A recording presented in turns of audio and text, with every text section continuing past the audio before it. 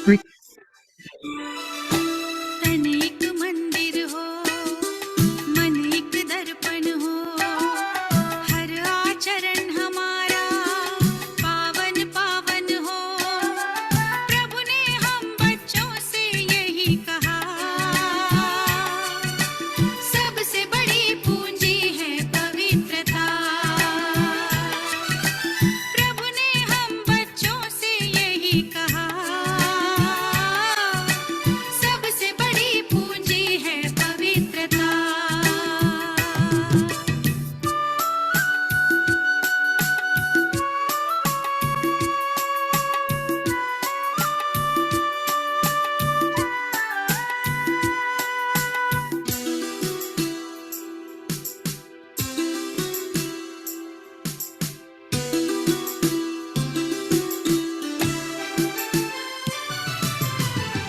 परम पिता ने पवित्रता की ऐसी राह दिखाई,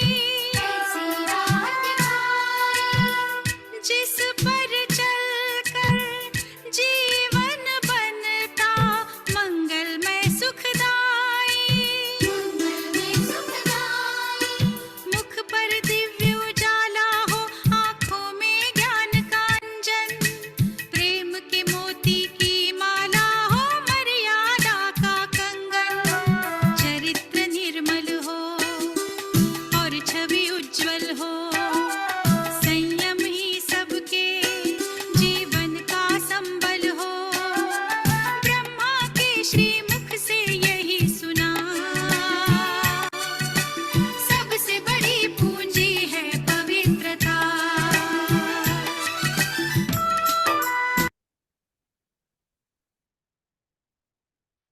ओम शांति। संगम युगी ब्राह्मण जीवन का मुख्य फाउंडेशन पवित्रता, जो इस बीके लाइफ की पर्सनालिटी है, रॉयल्टी है, रियलिटी है, और यही हम सब के लिए सबसे बड़ा खजाना, सबसे बड़ी पूंजी है।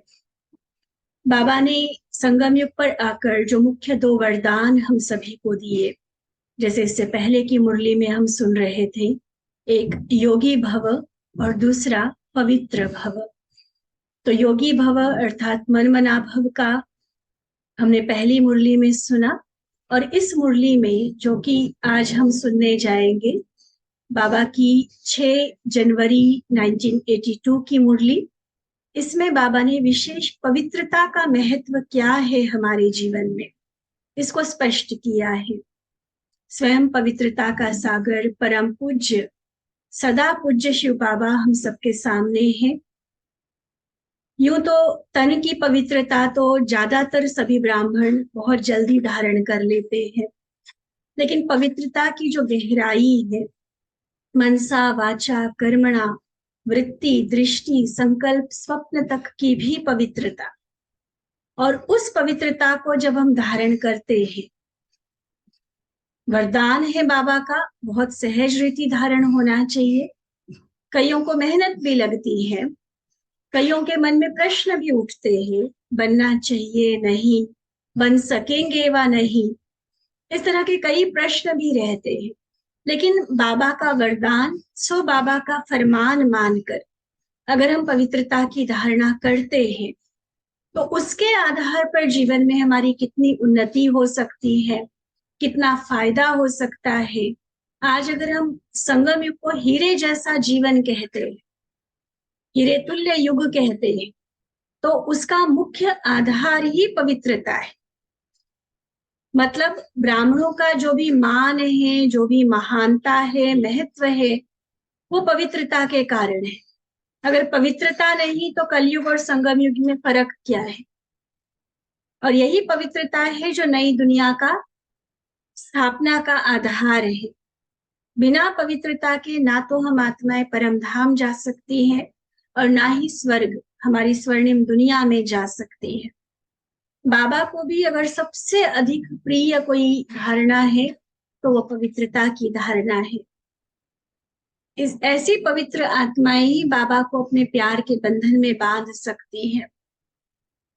तो बहुत सारी पवित्रता के ऊपर बाबा की मुरलियां चली हुई है और उनमें से ही एक ये बहुत शक्तिशाली पावरफुल पॉइंट्स वाली बाबा की मुरली 6 जनवरी 1982 की।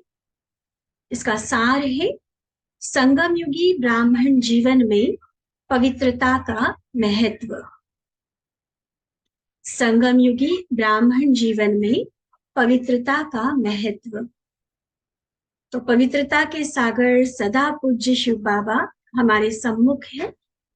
बाबा की मुरली के महावाक्यों के साथ साथ हम बाबा के वो प्योर वाइब्रेशंस, वो पावनता की तरंगे अपने ऊपर अवश्य अनुभव करेंगे। ऐसा लगे कि मुरली सुन नहीं रहे, लेकिन एकाग्र बुद्धि से पावरफुल योग हम लगा रहे हैं। आत्मा का प्यूरिफिकेशन हो रहा है, शुद्धिकरण हो रहा है आत्मा का। ये फीलिंग हम जागृत रखेंगे मुरली सुनते हुए। पॉइंट की रीति से जो पॉइंट आएंगे समझेंगे भी, नोट भी करेंगे, लेकिन आंतरिक एक सबकॉन्शियसली ये स्टेज हमारी बनी रहे कि बाबा की पवित्रता की किरणें लगातार मेरे ऊपर आ रही है और आत्मा पहले से अधिक प्योर हो रही है।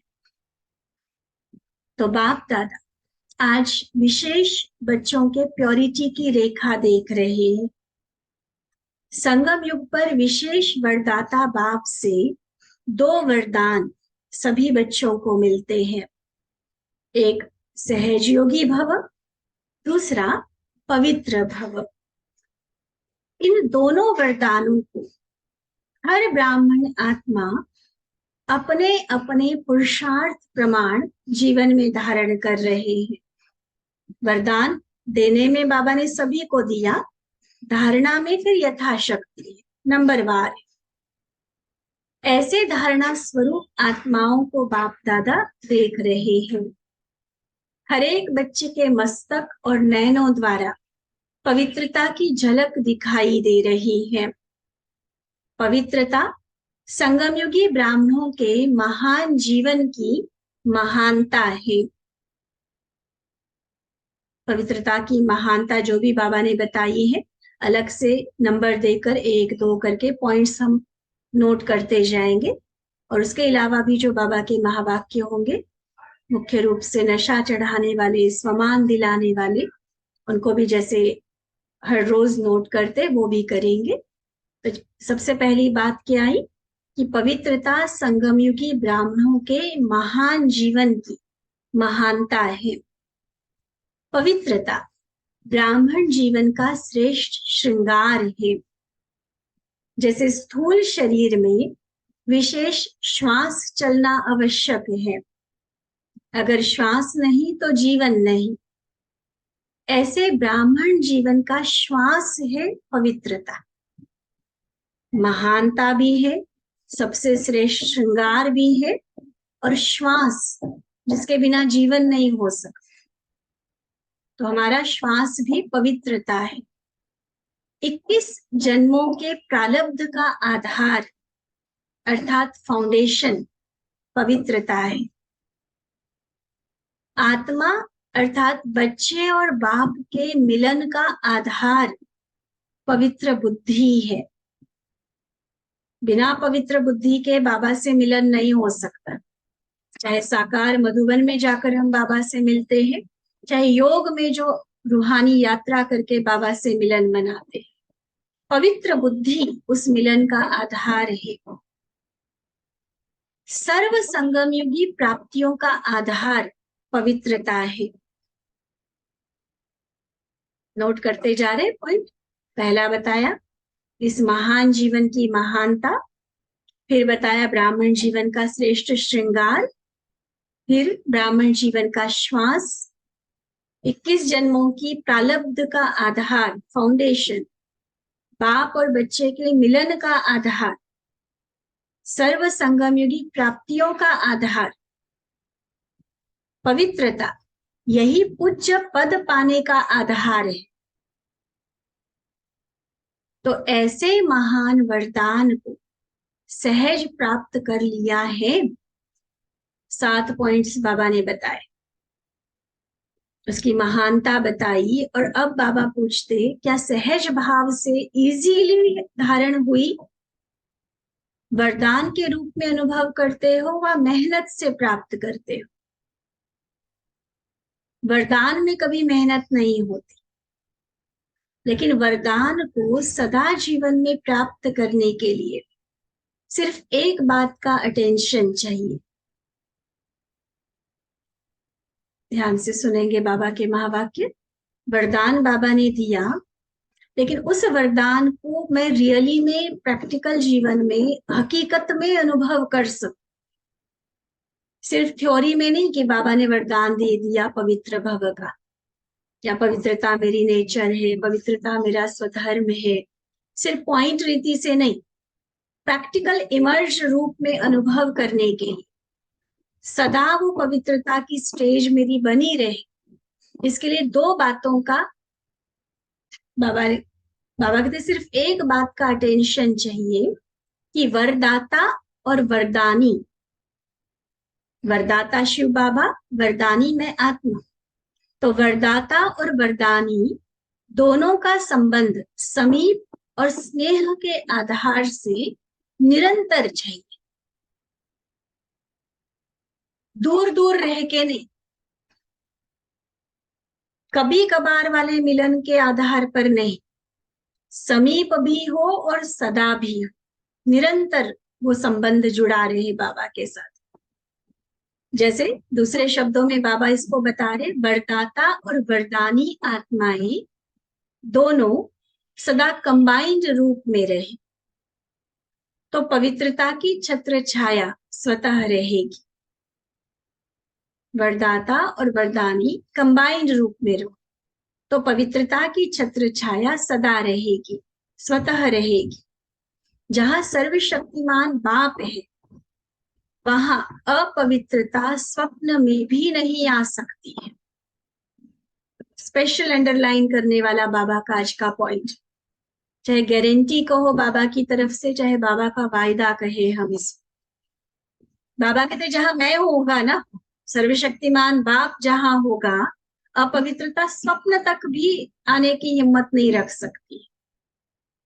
और अगर अभी हमारे सामने अपवित्रता का विघ्न है, तो इसका मतलब बाबा से हम पूरी जो एक कनेक्शन बनाए रखना चाहिए वो नहीं रख रहे हैं, तभी अपवित्रता को स्कोप मिलता है ना, उसको जगह मिल जाती है। और बाबा तो पूरे कितना गारंटी दे रहे कि मैं हूं, तो अपवित्रता का मतलब ही नहीं। कहते हैं ना, या तो राम होगा या काम होगा, या तो बाप होगा या पाप होगा। तो जहां सर्वशक्तिमान बाप है, वहां अपवित्रता सवाल ही नहीं, नो एंट्री। तो सदा बाप और आप युगल रूप में रहो, सिंगल नहीं रहना कभी, युगल। सिंगल हो जाते हो ना, तो पवित्रता का सुहाग चला जाता है। दुनियावी भाषा में उसको क्या कहते हैं, जिसका सुहाग चला जाता, जिसका सुहाग है उसको भाग्यवान कहा जाता है, या जिसका सुहाग उजड़ गया उसको भाग्यशाली कहते हैं। सभी जानते हैं, ठीक है, नए जमाने के हिसाब से कई बार ये चीजें इतना कंसिडर नहीं भी मान लो करते होंगे, तो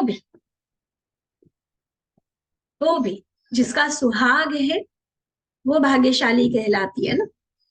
और हमारा सुहाग है परमात्मा, उसको अपने साथ रखना है, तो युगल रूप में ही रहेंगे ना। सिंगल होना माना सुहाग को अलग कर दिया। पवित्रता का सुहाग और श्रेष्ठ भाग्य सदा आपके साथ है, तो बाप को साथ रखना अर्थात अपना सुहाग, अपना भाग्य साथ रखना। तो सभी बाबा को साथ रखने में अभ्यासी हो ना। विशेष बाबा समझा रहे हैं कि आप बच्चों को कभी भी अकेला जीवन पसंद नहीं है ना। वैसे भी देखो, मनुष्य जीवन का स्वभाव ही है, सामाजिक प्राणी है। अकेले कितना देर रहेंगे, ठीक है, स्टडी कर रहे हैं, कोई खास तपस्या है, कोई रिसर्च है, उसमें एकांत की बात अलग होती है।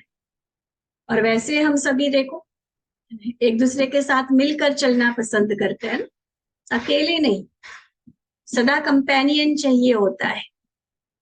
तो बाबा को कंपेनियन बनाया, अर्थात पवित्रता को सदा के लिए अपनाया। ऐसे युगल मूरत के लिए पवित्रता अति सहज है। पवित्रता ही आपकी नेचुरल जीवन बन जाएगी। कितना सहज तरीका बाबा बता रहे। बाबा को साथ रखो बस। सुहाग है तो भाग्य है ही है। बाबा साथ है तो अपवित्रता की नो एंट्री। पवित्रता नेचुरल रूप में रहेगी जीवन में। पवित्र रहूं, पवित्र बनूं, ये क्वेश्चन की बात नहीं। ब्राह्मणों की तो लाइफ ही पवित्रता है। बनने की बात नहीं है, हम है ही पवित्र आत्मा। ब्राह्मण जीवन का जीवदान ही पवित्रता है। देखो पहले जो 7 पॉइंट लिखे हैं ना, उसमें ऐड करना। ब्राह्मणों की लाइफ ही पवित्रता है। ब्राह्मणों का जीवदान ही पवित्रता है। आदि अनादि स्वरूप ही पवित्रता है। हम कोई नई चीज नहीं कर रहे हैं। हम ऑलरेडी आदि अनादि स्वरूप से पवित्र है। ये तो ऊपर थोड़ी बहुत जाले आ गए थे, धूल मिट्टी जम गई थी, बस उसको उखाड़ के फेंकना है। नेचुरल रूप में, ओरिजिनल रूप में मैं आत्मा पवित्र हूं। तो जब स्मृति आ गई कि मैं आदि अनादि पवित्र आत्मा हूं, तो स्मृति आना अर्थात पवित्रता की समर्थी आना। इसमें सोच बहुत मैटर करती है। कोई अगर ये सोच लेता है ना कि मैं पतित आत्मा हूं और मुझे पावन बनना है, तो उसके लिए बहुत मुश्किल सब्जेक्ट होगा। क्योंकि दुनिया भी पतित है, वाइब्रेशंस भी पतित है, हमारा संग भी इसी तरह का होता है। और उसमें अगर हमने ये मान लिया कि मैं पतित हूं और मुझे अब पावन बनना है, तो ऐसे लगेगा कुछ नया काम हम करने जा रहे हैं और वो मुश्किल लगेगा। लेकिन हमें क्या करना है? मैं ओरिजिनली, चाहे अनादि रूप परमधाम में थे, चाहे आदि सतयुग त्रेता युग में देवता रूप में थे, मैं तो हूं ही ओरिजिनली पवित्र आत्मा। ये तो ऊपर से थोड़े से दाग लग गए, उनको हटाना है। वो कोई मुश्किल बात नहीं। अनेकों बार हम पवित्र हुए हैं। पवित्रता के आधार पर पवित्र दुनिया की स्थापना की है, उस दुनिया के मालिक बने हैं। तो मेरे लिए ये कोई मुश्किल असहज बात नहीं हो सकती है। सहज है, और सहज है इसलिए निरंतर रहेगा। समर्थ स्वरूप आत्माएं तो निजी संस्कार पवित्र संस्कार है। निजी संस्कार ही पवित्र है। हाँ, संग दोष के कारण संस्कार जो आए वो अपवित्रता के, तो वो तो बाहर से आई हुई चीज है ना, उसको निकाल दो। निजी संस्कारों को इमर्ज करना सहज है, या संग दोष के संस्कार इमर्ज करना सहज है? बताओ। ओरिजिनली मान लो कोई सादा रहने वाला है और संग ऐसा मिला जो फैशन करने वाला है, तो वो फैशन करना उसको इजी लगेगा या सादा रहना इजी रहेगा? समझ रहे हैं ना? जो जैसा जिसका संस्कार है ओरिजिनल वाला, उस संस्कार के साथ चलना, उस संस्कार के साथ जीना सहज होता है। और किसी के संग में, किसी के प्रभाव में आकर हम उसके जैसा बनना चाहे, वो मुश्किल होता है। तो अपवित्रता मेरा संस्कार नहीं है, वो तो माया के संग के कारण मैंने सीख लिया था। लेकिन मेरा ओरिजिनल संस्कार, मेरा स्वधर्म पवित्रता है। तो ब्राह्मण जीवन अर्थात सहज योग और सदा के लिए पावन। पवित्रता ब्राह्मण जीवन के विशेष जन्म की विशेषता है। पवित्र संकल्प ब्राह्मणों की बुद्धि का भोजन है। फिर से बहुत सुंदर नोट करने वाले पॉइंट्स। पवित्रता ब्राह्मण जीवन के विशेष जन्म की विशेषता है। ऊपर बाबा ने श्वास, श्रृंगार, ये तो सारा कहा ही था। अब आगे बाबा बता रहे कि पवित्र संकल्प ब्राह्मणों की बुद्धि का भोजन है। पवित्र दृष्टि ब्राह्मणों के आंखों की रोशनी है। पवित्र संकल्प ब्राह्मणों की बुद्धि का भोजन। पवित्र दृष्टि ब्राह्मणों के आंखों की रोशनी है। पवित्र कर्म ब्राह्मणों का, ब्राह्मण जीवन का विशेष धंधा है, कर्तव्य, ऑक्यूपेशन है हमारा। पवित्र संबंध और संपर्क ब्राह्मण जीवन की मर्यादा है। किया नोट सभी ने? विशेष जन्म की विशेषता, बुद्धि का भोजन पवित्र संकल्प है, आंखों की रोशनी पवित्र दृष्टि है,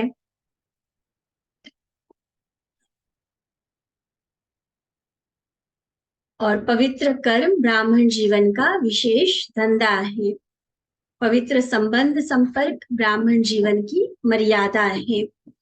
तो सोचो, ब्राह्मण जीवन की महानता क्या हुई? पवित्रता हुई ना।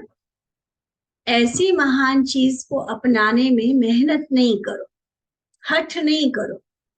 हठ की जरूरत ही नहीं है ना, जब सहज है, अपना स्वधर्म है। क्योंकि मेहनत और हठ कभी निरंतर नहीं हो सकता। कुछ दिन करेंगे, फिर जैसे थे वही वाली पुरानी पटरी पर आ जाएंगे। अगर स्वधर्म मान के नहीं चलेंगे, अगर ये समझेंगे कि ऊपर से हम कोई अलग धारणा कर रहे हैं। हठ से किसी चीज को ज्यादा देर तक खींचा नहीं जा सकता है। यह पवित्रता आपके जीवन का वरदान है। तो वरदान है तो उसमें मेहनत और हठ की क्या जरूरत है? अपनी निजी वस्तु है ना, अपनी चीज को अपनाने में मेहनत क्यों? पराई चीज को अपनाने में मेहनत होती है। पराई चीज अपवित्रता है, विकार है जो रावण की चीज है। पवित्रता तो पराई चीज नहीं है ना। रावण पराया है, अपना नहीं है रावण। बाप अपना है और रावण पराया है। तो बाबा की चीज सो मेरी चीज पवित्रता है, और रावण की चीज सो पराई चीज अपवित्रता है। तो क्या सहज होना चाहिए? देखो, बाबा की आज की मुरली कोई नए नए बच्चे भी सुने ना, तो उनको भी पवित्रता की धारणा आसान लगनी शुरू हो जाएगी। ऐसी बाबा की ये मुरली, कितना अंदर तक बाबा हमारे अंदर वो बल भर रहे हैं कि बच्चे, मुश्किल लगने की बात ही क्या है? ये तो आपकी अपनी चीज है। एक तो बाबा का वरदान है, इसलिए सहज होना चाहिए। दूसरा, अपनी चीज है ना। कोई अलग किसी और की चीज अपनानी हो तो उसमें मेहनत होती है। ये तो अपनी चीज है, आदि अनादि संस्कार है आत्मा का। तो फिर पवित्रता मुश्किल क्यों? उसके लिए हट करने की, मेहनत करने की जरूरत ही क्या है? पराई चीज अपवित्रता है और बाबा का वरदान पवित्रता है। रावण का श्राप अपवित्रता है। तो बताओ, चॉइस हमारी क्या होनी चाहिए? वरदान के अधिकारी बनना है या श्रापित होना है? पसंद तो वरदान ही है ना। तो रावण के पराई चीज को अपनाते ही क्यों हो? पराई चीज अच्छी लगती है क्या? देखो, बच्चों को भी ना हम समझाते हैं, किसी और की चीज नहीं लेना, किसी और की चीज को हाथ नहीं लगाना। कोई दे तो भी हम कहते हैं कि ना, ऐसे ही कोई दे तो नहीं लेनी है चीज, हमें समझाते हैं ना। तो बाबा भी अपने बच्चों को यही समझा रहे हैं कि बच्चे, जब मैं तुम्हें सबसे अनमोल खजाने दे रहा हूँ, वरदान के रूप में पवित्रता दे रहा हूँ, तो दुखदाई अपवित्रता, वो भी रावण की चीज, उसको आप लेते ही क्यों?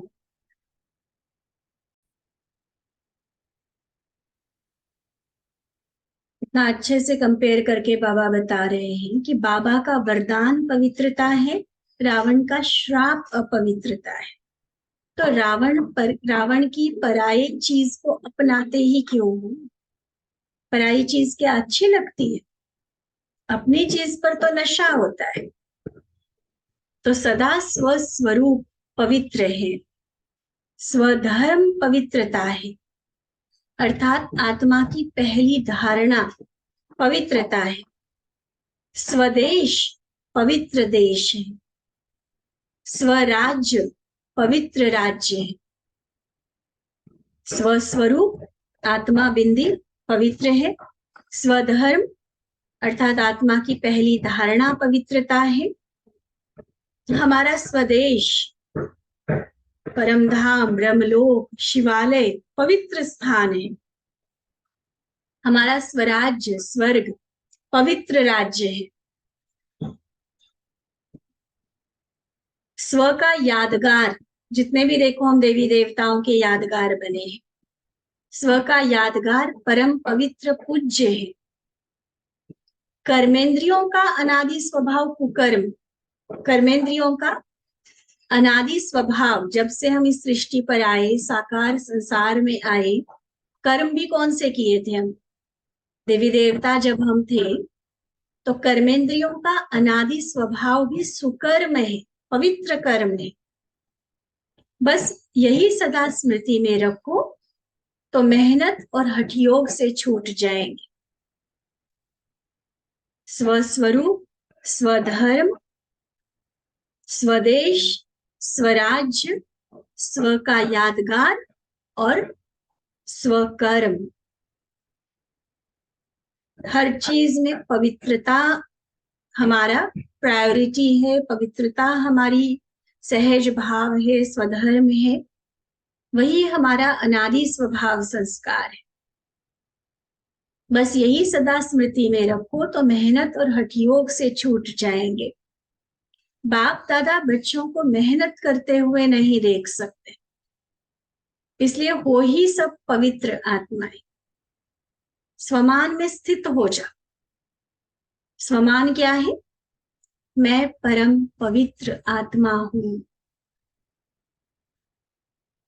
कई बाबा के बच्चे लिख लिख कर प्रैक्टिस करते हैं।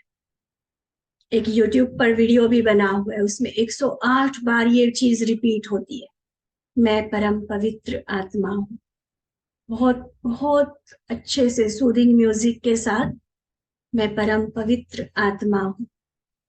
अब लिखना, सुनना, मन में रिवाइज करना, ये बेसिक स्टेप्स है। फिर आती है और गहराई, पूरी फीलिंग के साथ कि यही मेरी ओरिजिनलिटी है। तब वो स्वमान जागता है, वो नशा चढ़ता है, और फिर अपवित्रता को भगाने में या पवित्रता की संपूर्ण धारणा में किसी तरह की कोई मुश्किल नहीं आती। तो आज की मुरली का मुख्य स्वमान क्या हुआ? मैं परम पवित्र आत्मा हूं। सदा अपने इस स्वमान के आसन पर स्थित होकर हर कर्म करो तो सहज वरदानी हो जाएंगे। ये सहज आसन है, तो सदा पवित्रता की झलक और फलक में रहो। स्वमान के आगे देह अभिमान आ नहीं सकता, समझा? स्वमान जब हमारा ये बना रहेगा, सिर्फ लिखने सुनने तक नहीं, गहराई तक अनुभूति वाले स्वमान की स्टेज जब रहेगी, फिर अभिमान नहीं आ सकता, क्योंकि अभिमान भी तो एक तरह की अपवित्रता है ना। तो इसमें पास हो ना, हठ योगी तो नहीं हो, मेहनत वाले योगी तो नहीं हो ना। मोहब्बत में रहो तो मेहनत खत्म। लवलीन आत्मा बनो, सदा एक बाप दूसरा न कोई, ये है नेचुरल प्योरिटी, जिसको बाबा ने ऊपर भी कहा कि जहां सर्वशक्तिमान बाप है वहां अपवित्रता स्वप्न तक भी नहीं आ सकती। इसी को आज अभी दूसरे तरह से बाबा ने कहा, दूसरे शब्दों में, कि नेचुरल प्योरिटी क्या है? एक बाबा दूसरा न, ना कोई चीज आकर्षित करेगी, ना कोई व्यक्ति आकर्षित करेगा, ना किसी रंग रूप से हम प्रभावित होंगे, ना किसी की विशेषता व सेवा से हमें उसमें आकर्षण जाएगी, क्योंकि मेरे लिए तो मेरा बाबा संसार है। इसके पहले की मुरली में सुना ना कि बाबा से श्रेष्ठ, बाबा से अधिक सुखदाई, बाबा से अधिक प्यार करने वाला, बाबा से अधिक गुणवान, बाबा से अधिक सुंदर, किसी भी पहलू में बाबा से बेहतर कोई हो ही नहीं सकता है। और जब वो मुझे मिला है तो मैं उससे बदतर चीज में, उससे नीचे की चीज में जाऊंगी ही क्यों। और यही हमारी पवित्रता की परम सबसे ऊंची अवस्था है, परमात्म प्रेम में टोटली डूबे रहना। परमात्म प्रेम की पराकाष्ठा ये संपूर्ण पवित्रता है। एक बाप दूसरा न कोई, नेचुरल प्योरिटी। तो ये गीत गाना नहीं आता, आता है ना, एक बाप दूसरा न कोई। बहुत अलग अलग गीत इसी लाइन को लेकर बने हुए हैं बाबा के। तो ये गीत गाना अर्थात सहज पवित्र आत्मा बनना है। ठीक है। फिर अलग अलग देशों से आए हुए अलग अलग ग्रुप्स के साथ बाबा की मुलाकात है। पहला ग्रुप, बाबा पूछते, सभी अपने को सदा मास्टर सर्वशक्तिमान समझते हुए हर कार्य करते हो? सदा सेवा के क्षेत्र में अपने को मास्टर सर्वशक्तिमान समझकर, सदा सेवा के क्षेत्र में अपने को मास्टर सर्वशक्तिमान समझकर सेवा करेंगे तो सेवा में सफलता हुई पड़ी है। क्योंकि वर्तमान समय की सेवा में सफलता का विशेष साधन है वृत्ति से वायुमंडल बनाना। आजकल की आत्माओं को अपनी मेहनत से आगे बढ़ना मुश्किल है, इसलिए अपने वाइब्रेशन द्वारा वायुमंडल ऐसा पावरफुल बनाओ जो आत्माएं स्वतः आकर्षित होते आ जाए। चाहते हुए भी हिम्मत की टांग नहीं है, अपने कर्म बंधनों में, अपनी जिम्मेवारियों में और अपने संस्कारों के बंधन में ऐसे फंसे हुए हैं जो चाहकर भी ज्ञान उठा नहीं पा रहे। पवित्र बनना और आगे बढ़ना तो और सेकेंडरी बात, लेकिन बाबा के घर में पहुंचने तक की भी शक्ति कईयों में नहीं होती। तो हमारा बाबा कहते कि सेवा स्थानों का या ब्राह्मण आत्माएं जहां रहती है उस स्थान का वायुमंडल ऐसा बने जो आत्माएं स्वतः खींची आ जाए, वो बल मिले उनको। वृत्ति से वायुमंडल बना तो सफलता भी होगी, निर्विघ्न भी रहेंगे और सेवाओं में भी वृद्धि होती जाएगी। तो सेवा की वृद्धि का फाउंडेशन ये है। बाकी साथ साथ जो भी बाकी सेवा के साधन हैं, नए नए साधन बहुत निकल कर आ रहे हैं, तो वह चारों ओर करने चाहिए। सिर्फ एक ही एरिया में ज्यादा मेहनत और समय नहीं लगा, और चारों तरफ सेवा के साधनों द्वारा सेवा को फैलाओ तो सब तरफ निकले हुए चैतन्य फूलों का गुलदस्ता तैयार हो जाएगा। फिर दूसरा ग्रुप है बाबा के सामने।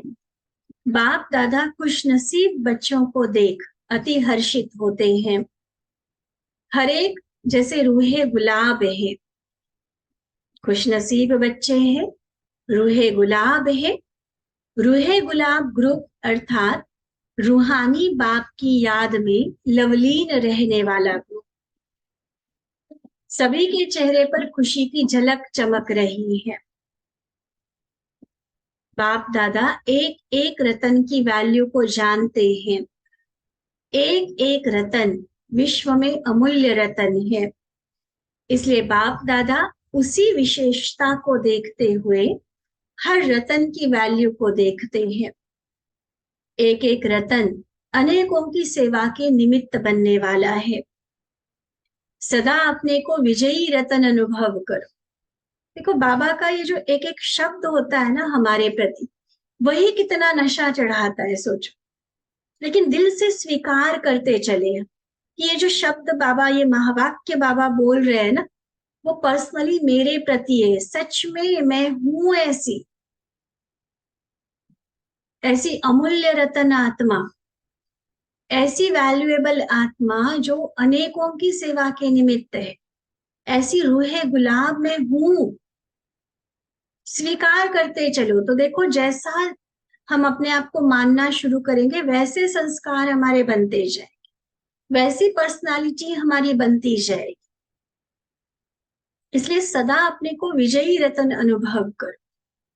सदा अपने मस्तक पर विजय का तिलक लगा हुआ हो, क्योंकि जब बाबा के बन गए तो विजय तो आपका जन्म सिद्ध अधिकार हो गया।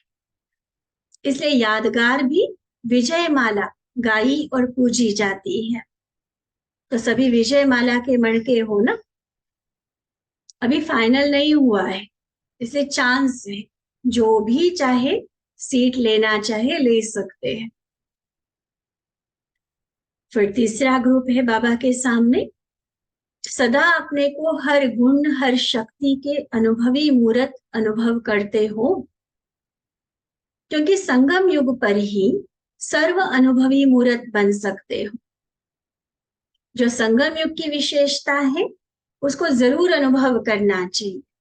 जैसे अतीन्द्रिय सुख संगम युग की विशेषता है, परमात्म प्यार संगम युग की विशेषता है, कीचड़ में रहते कमल समान पवित्र रहना संगम युग की विशेषता है। ठीक है। इसी तरह से परमात्मा की सभी प्राप्तियों का अनुभव, शिव बाबा से सर्व संबंधों का अनुभव, तो ऐसा अनुभवी मूर्त बनना ये भी संगम युग की विशेषता है। तो जैसे कहते हैं ना कि जो जिस सीजन का फल होता है वो खाना चाहिए, ऐसे ही बाबा कहते कि जो जिस युग की विशेषता है, खासकर संगम युग की, उसका अनुभव तो करना चाहिए ना, क्योंकि अभी नहीं करेंगे तो बाद में नहीं मिलने वाला है। सीजन का फल तो फिर भी कोल्ड स्टोरेज में वो स्टोर करके आपको दिसंबर का फल मई में खिला देंगे, लेकिन ये संगम युग का जो अगर हमने फल मिस कर दिया तो फिर पूरा कल्प नहीं मिलने वाला है, और फिर अगले कल्प में भी वही रिपीट हो जाएगा। इसलिए बाबा ये इंपॉर्टेंस हमें बता रहे कि जो इस युग की विशेषता है अनुभव जरूर कर। तो सभी अपने को ऐसे अनुभवी मूर्त समझते हो ना। शक्तियां और गुण दोनों ही बड़े खजाने हैं, तो कितने खजानों के मालिक बन गए हो। बाप दादा तो सर्व खजाने बच्चों को देने के लिए ही आए हैं। जितना चाहो उतना ले सकते हो, कोई बाबा ने ताला नहीं लगाया हुआ, कोई रिस्ट्रिक्शंस नहीं है, जितना चाहे ले लो। सागर है ना, तो सागर अर्थात अथाह, फूटने वाला तो है नहीं, इसने ज्यादा ले लिया तो दूसरे के लिए कम पड़ गया। अथाह है, जितने भी आए और जितना भी लेना चाहे ले सकते हैं। तो फिर क्या आप मास्टर सागर बने हो? बाबा कहते देखो कितना बड़ा भाग्य, जो घर बैठे बाबा का परिचय मिल गया। तो इतना भाग्यवान अपने को समझते हो। बहुत लगन वाली आत्माएं, स्नेही आत्माएं हैं। स्नेह का प्रत्यक्ष स्वरूप बाप और बच्चों का यह मेला हो रहा है। हर एक अपने को सूर्यवंशी आत्मा समझते हो ना। बताओ पहले राज्य में आएंगे या दूसरे नंबर के राज्य में आएंगे? कहाँ आना है? क्या लक्ष्य रखते हैं सब? श्री कृष्ण के साथ साथ आना है ना, पहले पहले जन्म में, पहले पहले राज्य में। उसके संग रास भी करनी है, पढ़ाई भी करनी है, तो राज्य भी करना है। तो पहले राज्य में आने वाले, फर्स्ट राज्य में आने का फिर एक ही पुरुषार्थ है, लक्ष्य रखा है ना, तो बाबा उसको हासिल करने के लिए युक्ति बता रहे। फर्स्ट राज्य में 111 वाले में आना है, तो सदा एक की याद में रहकर एक रस अवस्था बना। फर्स्ट राज्य में आना है तो एक की याद में रहकर एक रस अवस्था बनाओ, तो 1 1 और 1 में आ जाएंगे। ठीक है, पसंद है बाबा की बात? बहुत प्यारी शक्तिशाली रियलाइजेशन वाली बाबा की मुरली आज की। कितने सारे तो बाबा ने स्वमान दिए, और पवित्रता के तो जिन्होंने पॉइंट डालकर नंबर डाल के पॉइंट लिखे हैं, तो कितने पॉइंट हुए? 15-20 पॉइंट्स तो बाबा ने आज पवित्रता के महत्व के बताए। कितनी इंपॉर्टेंस है पवित्रता की इस ब्राह्मण जीवन में। तो इसी महत्व को समझते, जीवन में धारण करते, हमें संपूर्ण पवित्रता में फुल पास होकर दिखाना है बाबा। ठीक है। अच्छा, ऐसे सदा स्व आसन के अधिकारी आत्माएं सदा ब्राह्मण जीवन की महानता व विशेषता को जीवन में धारण करने वाली आदि अनादि पवित्र आत्माएं स्वस्वरूप स्वधर्म सुकर्म में स्थित रहने वाली श्रेष्ठ आत्माओं को व पवित्र पूज्य आत्माओं, पवित्रता के वरदान प्राप्त किए हुए महान आत्माओं को बाप दादा का याद प्यार और नमस्ते। हम रूहानी बच्चों की रूहानी बाप दादा को दिल व जान, सिक व प्रेम से नमस्ते नमस्ते नमस्ते जी। अच्छा, ओम शांति।